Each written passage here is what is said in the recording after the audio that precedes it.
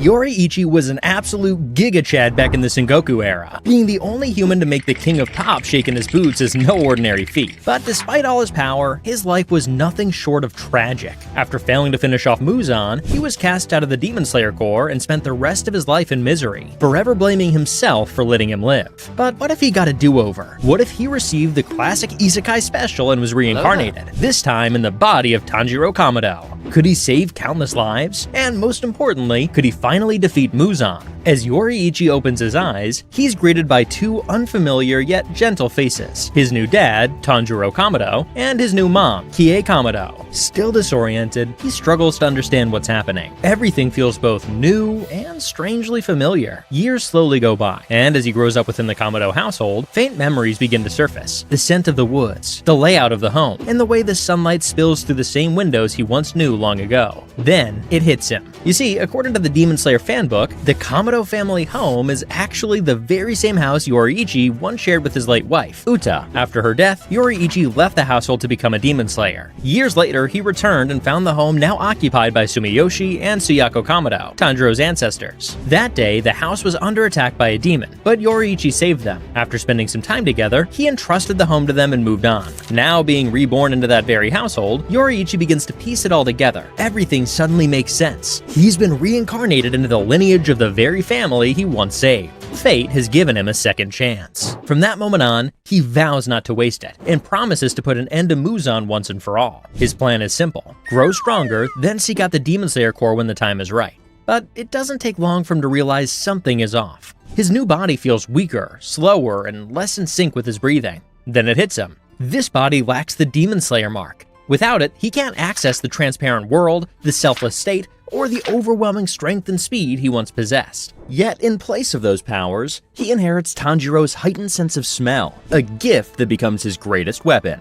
Through scent alone, he can perceive emotions, danger, and even openings in battle. Despite losing his abilities, Yoriichi refuses to give up. With decades of experience and battle memories guiding him, he pushes his new body to its absolute limit, mastering every fundamental of sun breathing with unmatched precision. By the age of 10, he's already far stronger and sharper than Tanjiro ever was at that age. As the years pass, Yoriichi lives peacefully with his family, cherishing every precious moment, until that one fateful day when everything changes. As he descends the mountain to sell charcoal, tragedy strikes. Muzan appears and massacres the Kamado family, just as in the original timeline. When Yoriichi returns home and sees the lifeless bodies of his loved ones, memories of losing Uta and his unborn child flood his mind once more. The pain feels all too familiar, and once again, he blames himself for not being there in time. But then he notices Nezuko still breathing faintly, so he carries her down the mountain in search of help. As Nezuko turns into a demon, she suddenly loses control and begins attacking Yoriichi. To make matters worse, Giyu appears and immediately draws his blade to kill her, but Yoriichi reacts in an instant, intercepting his attack. Though his strength is only a fraction of what it once was, his refined instincts and battle awareness allow him to dodge and counter Giyu's every move with ease. Giyu is stunned by Yoriichi's skill, but he's a Hashira for a reason. He quickly regains control of the fight and knocks Yoriichi unconscious before things escalate further. As Yoriichi collapses, Nezuko, despite being a demon, snaps out of her rage and instinctively rushes forward to protect her brother. Seeing their bond and sensing Yoriichi's immense potential, Giyu decides to spare Nezuko and sends the siblings to Urokodaki for protection and training, just like in the original story.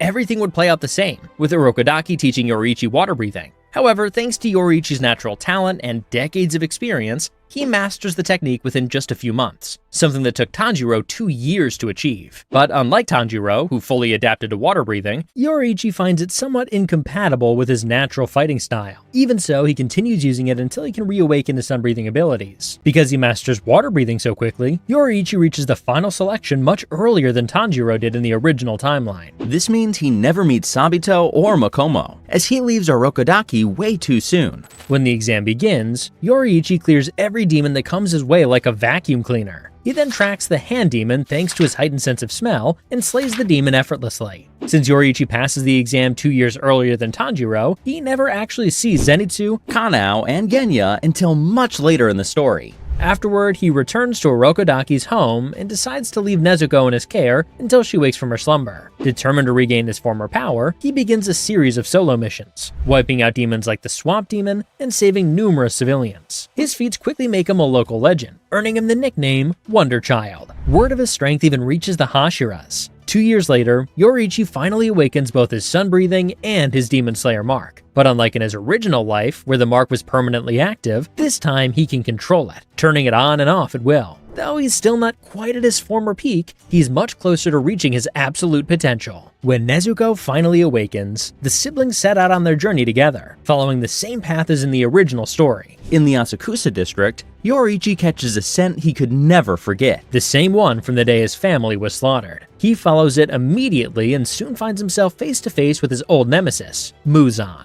Rage floods through him as he realizes the man who killed his new family is the very same one who destroyed his purpose in his past life. Muzan instantly gets hit with PTSD the moment he spots the Hanafuda earrings and the Demon Slayer mark. Just like in the original timeline, he turns someone in the crowd into a demon to create a distraction and manages to flee the scene. Yoriichi swiftly knocks the demon unconscious and is then approached by Lady Tamayo, whom he immediately recognizes as the same demon he once spared after his battle with Muzan. From there, everything unfolds pretty much the same, with Muzan sending Susumaru and Yahaba after him. But this time, Yoriichi takes them both down effortlessly, without needing any help from Lady Tamayo or Yushiro.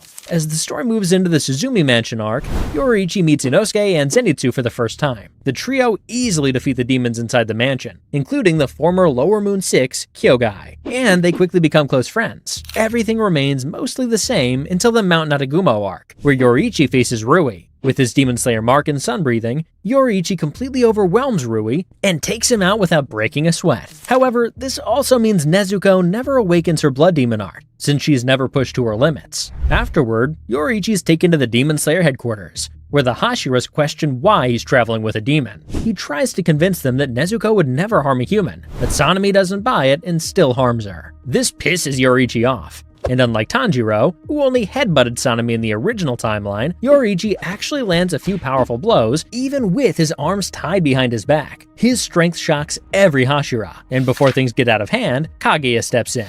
Using his foresight ability, Kaguya tells the Hashiras to trust the Kamado siblings, and that they're only here to help. Though skeptical, the Hashiras ultimately follow Kaguya's judgment, and with that, the story moves forward into the Mugen Train arc. Everything would play out just like in the original timeline, with everyone falling victim to Enmu's Blood Demon art. But eventually, they'd all break free and defeat the demon with ease. Just when they think it's over, Akaza shows up, and this is where everything takes a major turn from the original timeline. As Akaza clashes with Rengoku, Yoriichi activates his Demon Slayer mark and joins the fight. The battle's fierce, with Akaza now facing not one but two worthy opponents, leaving him no reason to hold back. He goes all out. The fight pushes Rengoku beyond his limits, and in this timeline, he awakens his own Demon Slayer mark. The reason he manages to awaken it is that Yoriichi has already awakened his mark, and as you guys know, when a marked Demon Slayer appears, the mark spreads to other Demon Slayers around him. With both of them now marked, Rengoku and Yoriichi unleash powerful attacks together, finally managing to behead Akaza. So Akaza's dead, right? Well, not quite. As we've seen in Demon Slayer, high-ranking Upper Moons don't simply die from decapitation. Realizing he's been outmatched, and with the sun beginning to rise, Akaza picks up his severed head and bolts into the woods before Yoriichi or Rengoku can react. And while Akaza still manages to escape even in this timeline, at least Rengoku survives and doesn't become a donut. News of Yoriichi and Rengoku nearly taking down an Upper Moon goes viral, earning them immense respect among the Hashiras. After recovering and spending some time training alongside Rengoku, Yoriichi is soon sent on his next mission, the Entertainment District, joined by Inosuke, Zenitsu, Nezuko, and Tengen. With Yoriichi now nearing his peak, the fight against Gyutaro and Daki plays out very differently. Just like in the original timeline, Yoriichi and Tengen take on Gyutaro, while Zenitsu and Inosuke handle Daki. But this time, things are far easier for the Demon Slayers. During the battle, Tengen also manages to awaken his own Demon Slayer mark, and together with Yoriichi, they decapitate Gyutaro without taking any serious damage. Meanwhile, Inosuke and Zenitsu also defeat Daki, though neither of them awakens their mark since they don't meet the requirements, having a heart rate of over 200 beats per minute and a body temperature above 39 degrees Celsius. Since Nezuko doesn't participate in the fight, she still wouldn't have the chance to unlock her Blood Demon art. Another big change here is that Tengen doesn't lose his arm or suffer any major injuries. Now, you'd think that since he keeps his arm, Tengen would stay in the Corps, but not exactly. As revealed in chapter 90 of the manga, Tengen had already promised his wives that he would retire and live a peaceful life with them once he defeated an Upper Moon. And honestly, who could blame the guy? So, just like in the original story, Tengen still decides to retire in this timeline. Before officially retiring, Tengen tells Kaguya about Yoriichi's incredible talent. Considering Yoriichi already fulfilled the requirement for becoming a Hashira by defeating multiple members of the 12 Kizuki, he ends up filling Tengen's spot. He's promoted to the rank of Sun Hashira, becoming one of the youngest, alongside Muichiro, to ever hold the title. The story continues pretty much the same until the Swordsmith Village arc. With Akaza barely escaping, and both Yutaro and Daki gone, Muzan gets way more cautious. This time, he sends not just Hantengu and Gyoko, but also Akaza, who's itching to get his revenge on Yoriichi.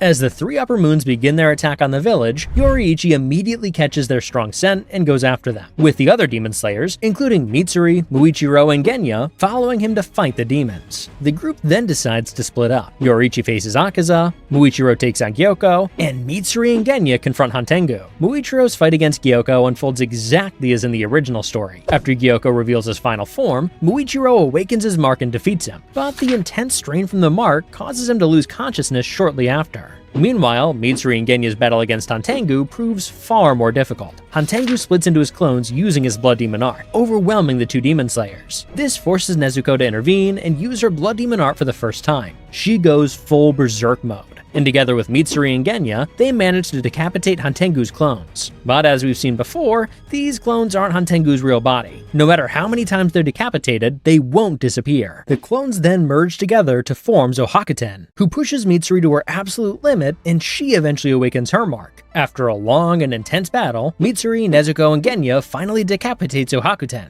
However, just like the clones, Zohakuten's body doesn't disintegrate even after decapitation, leaving the trio struggling to find a solution. Meanwhile, Yoriichi and Akaza are locked in a fierce battle to finally settle their score. Despite Akaza's insane regeneration abilities, Yoriichi's mastery over the mark and sun breathing completely overwhelms him. After hours of non-stop combat, Yoriichi unleashes the same technique he once used on Muzan, slicing Akaza's body so fast and clean that he can't regenerate, finally killing him before he can even recall Kyuki. After defeating Akaza, Yoriichi rushes to help Genya, Nezuko, and Mitsuri in their fight against Zohakuten. Thanks to his heightened sense of smell, he quickly realizes that Zohakuten isn't Hantengu's main body. He then tracks down the real Hantengu and goes after him, leaving the others to deal with Zohakuten. It doesn't take long for him to locate the real body and finally slay Hantengu. As the battle ends and the sun begins to rise, Nezuko gets caught in the sunlight, but just like in the original story, she develops immunity to the sun and survives. Hantengu uses his final moments to report to Muzan that there's now a demon who can withstand sunlight. Muzan becomes ecstatic the moment he hears this, and decides it's finally time to launch a full-scale war against the Demon Slayer Corps. Everything after that plays out much like the original, leading into the Hashira training arc, but this time, Yoriichi personally trains the Hashira himself. He teaches them how to awaken their marks, just like he did back in the Sengoku era.